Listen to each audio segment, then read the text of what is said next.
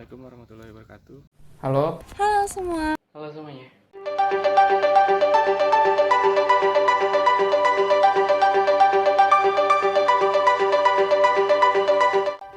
Halo teman-teman semua, selamat datang di video kami.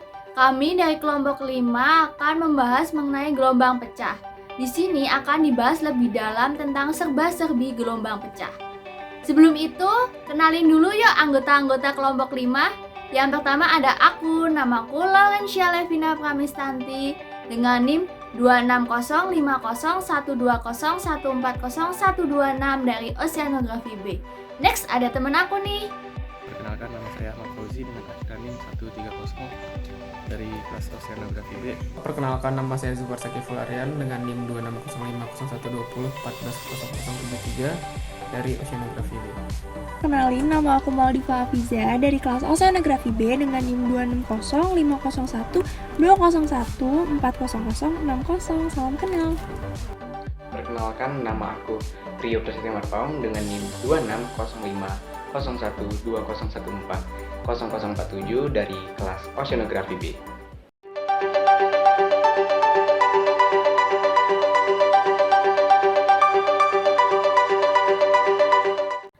Mempelajari lebih dalam tentang gelombang pecah, mula-mula kita bisa memulainya dengan pengertian dari gelombang pecah tersebut. Gelombang pecah adalah suatu sistem yang sangatlah kompleks. Proses terjadinya gelombang pecah sendiri terjadi ketika gelombang melewati batas jaraknya dan gelombang tersebut tidak dapat mempertahankan amplitudenya, sehingga gelombang itu akan pecah. Hal tersebutlah yang dinamakan gelombang pecah atau dalam bahasa Inggris dinamakan breaking wave. Jika terjadi gelombang pecah, energi yang diterima dari angin akan berkurang. Kemudian beberapa energi dikembalikan ke laut dan jumlahnya bergantung kepada kemiringan pantai. Semakin kecil sudut kemiringan pantai, maka semakin kecil pula energi yang dibalikkan. Gelombang pecah sendiri memiliki 3 jenis atau 3 pengelompokan. Yang pertama ada spilling, yang kedua plugging, yang ketiga ada surging. Untuk yang pertama yaitu spilling. Spilling dicirikan oleh buih dan turbulensi di puncak gelombang dan biasanya dimulai beberapa jarak dari pantai. Disebabkan jika akibat lapisan air di puncak bergerak lebih cepat daripada gelombang seluruhnya. Gelombang ini dicirikan dengan kemiringan pantai yang landai. Kemudian yang kedua ada plugging.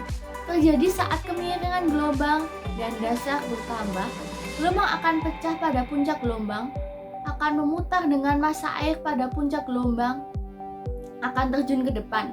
Bentuk gelombang ini sangatlah disenangi oleh para peselancar atau surfing. Biasanya banyak ditemui pada pantai-pantai yang ada di Bali ya, kalau teman-teman tahu.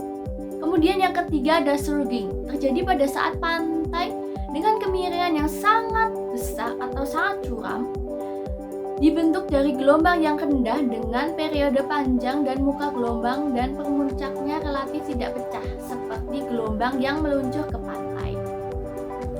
Nah, itu tadi pengertian dari gelombang pecah. Next, nanti akan dilanjutkan oleh teman saya untuk menjelaskan hal-hal berikutnya tentang gelombang pecah.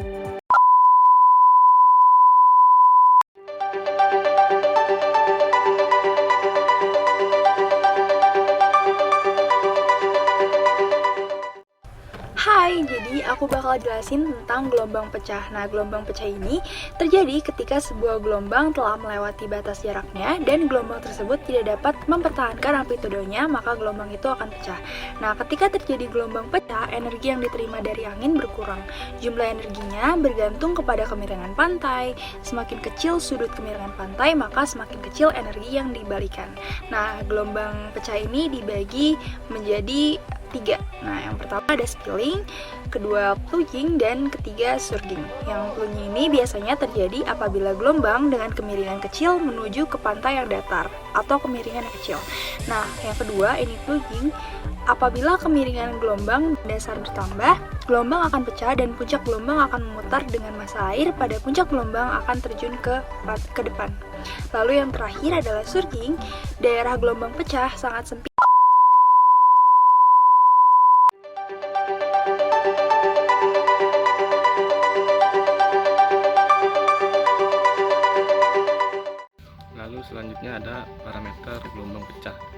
diameter gelombang pecah terbagi menjadi 3, itu ada angin, kedalaman, dan kemiringan gelombang itu sendiri. Untuk pada angin, saat gelombang pecah, energi yang diterima dari angin akan berkurang, sehingga beberapa energi dibalikan lagi ke laut dengan jumlah yang bergantung pada kemiringan dasar pantai. Semakin kecil sudut kemiringan pantai, maka gelombang yang diterima akan semakin kecil pula. Untuk kedalaman, gelombang yang menjalar dari laut dalam menuju pantai akan mengalami perubahan bentuk karena adanya pengaruh kedalaman laut. Di laut dalam, profil gelombang adalah berbentuk sinusoidal atau semakin menuju ke perairan yang lebih dangkal, puncak gelombang akan semakin tajam dan lembah gelombang semakin datar. Selain itu, kecepatan dan panjang gelombang berkurang secara berangsur-angsur selama tinggi gelombang bertambah. Dan yang terakhir ada kemiringan gelombang. Gelombang pecah dipengaruhi oleh kemiringannya, yaitu perbandingan antara tinggi dan panjang gelombang. Karena efek perubahan kedalaman laut akan mengakibatkan tinggi gelombang bertambah besar ketika gelombang tersebut memasuki suatu perairan dangkal. Tinggi gelombang akan mencapai suatu ketinggian tertentu dan akan menjadi tidak stabil dan kemudian pecah dan akan menyebabkan timbulnya energi. Lalu selanjutnya materi akan dijelaskan oleh teman saya. Terima kasih.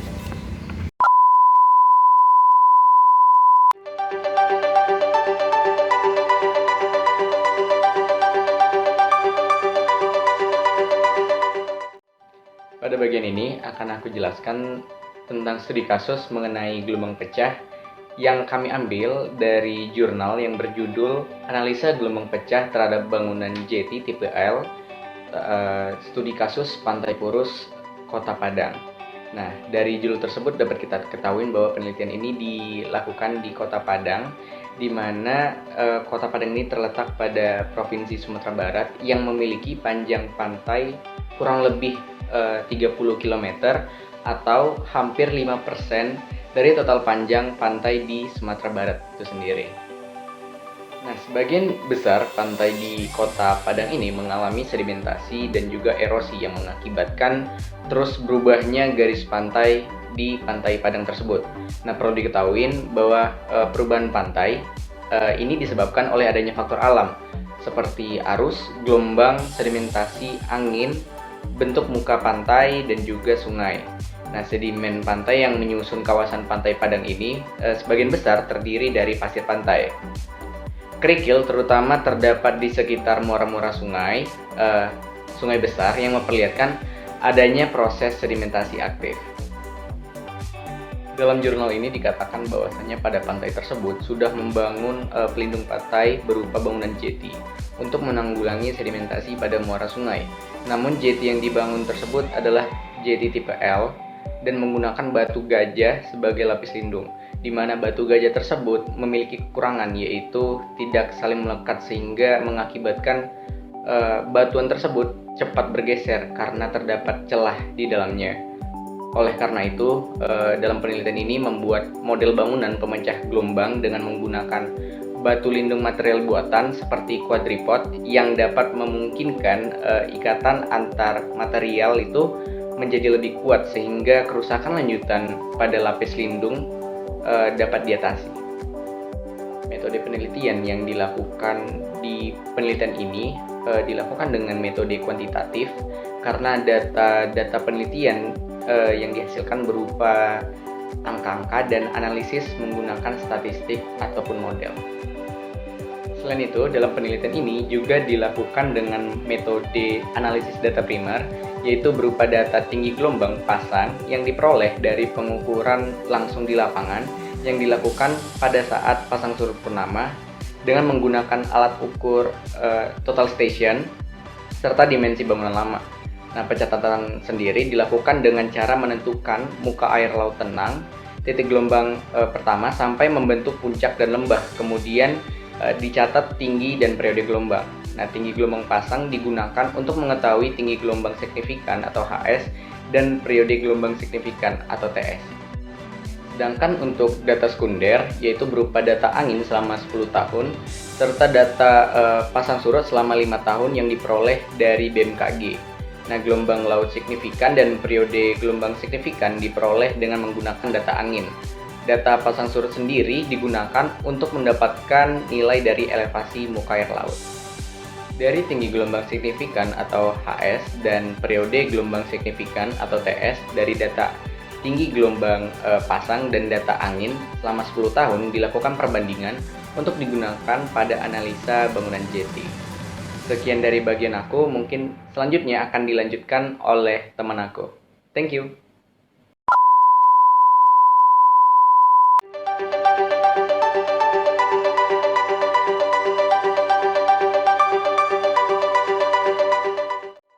Baik, dalam studi kasus kali ini kita mengambil salah satu contoh terkait jurnal ilmiah rekayasa sipil dengan judul Analisa Gelombang Pecah terhadap Bangunan JT Tipe L yang menghasilkan data berupa analisa data angin yang dicatat dalam waktu kurun lebih 10 tahun terakhir dari tahun 2010 hingga tahun 2019, di mana disajikan pada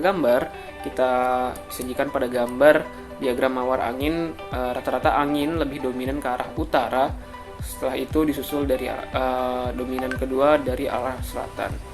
Dan selanjutnya kita juga dapat data terkait peramalan tinggi gelombang signifikan dan periode gelombang yang signifikan, di mana juga sama-sama data diperoleh dalam waktu 10 tahun terakhir. Dan puncak gelombang terjadi pada tahun 2012 sebesar 2,8 meter dengan periode 7 detik. Sedangkan rata-rata gelombang dalam 10 tahun terakhir dengan tinggi 2,01 meter dengan periode waktu 6,25 detik. Lalu kita juga menganalisa data pasang surut terkait DHWL, DLWL, dan DMWL, di mana DHWL menghasilkan nilai 5,9 meter, DLWL menghasilkan nilai 4,6 meter, dan DMWL menghasilkan nilai sekitar 5,2 meter. Nah, dari data tersebut kita bisa mengetahui bahwa nilai muka air tertinggi terjadi pada DHWL yaitu sebesar 5,9 meter. Setelah kita menghasilkan analisis berupa pasang surut, gelombang, dan angin, kita juga menghitung perhitungan refraksi, di mana kita mengolah data panjang gelombang juga terkait nilai cepat rambat gelombang, maka akan kita dapatkan sudut antara garis puncak gelombang laut dan garis kontur dasar laut. Maka kita dapat hasilnya 0,959. Setelah itu kita mengukur tinggi gelombang ekuivalen, di mana tinggi gelombang ekuivalen dihasilkan dari rumus H-0 sama dengan KR kali H0, di mana KR seperti yang sudah kita analisa tadi, yaitu terkait perhitungan refraksi, di mana KR 0,974 dikali 2,8 menghasilkan 2,727. Selanjutnya yang paling terpenting yaitu perhitungan tinggi gelombang pecah, di mana tinggi gelombang pecah atau kita biasa simbol sebagai HB diperoleh dari analisis data angin BMKG, di mana tinggi gelombangnya mencapai 3,272 meter dan kedalaman gelombang pecah mencapai 3,272 meter. Nah, dari peta kontur di kedalaman laut dengan kemiringan dasar pantai 0,03 pada kedalaman gelombang pecah 3,828, maka diperoleh lebar subzone sebesar 127,6.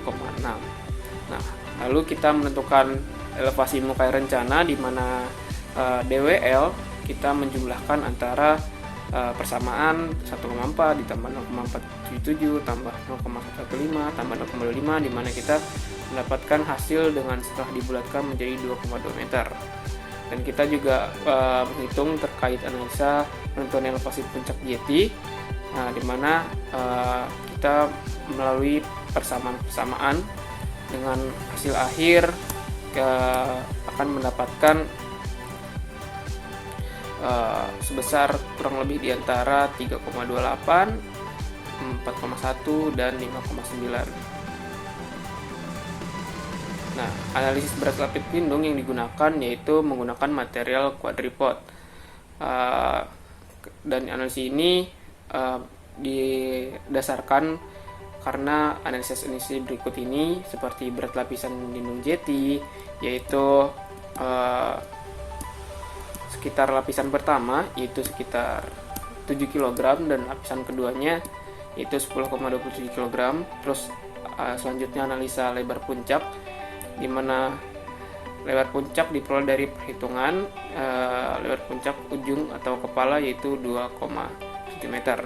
Lalu analisis tebal lapis lindung tentukan lapisan pelindung luar sebesar 1,6 meter dan pelindung kedua juga 1,1 meter.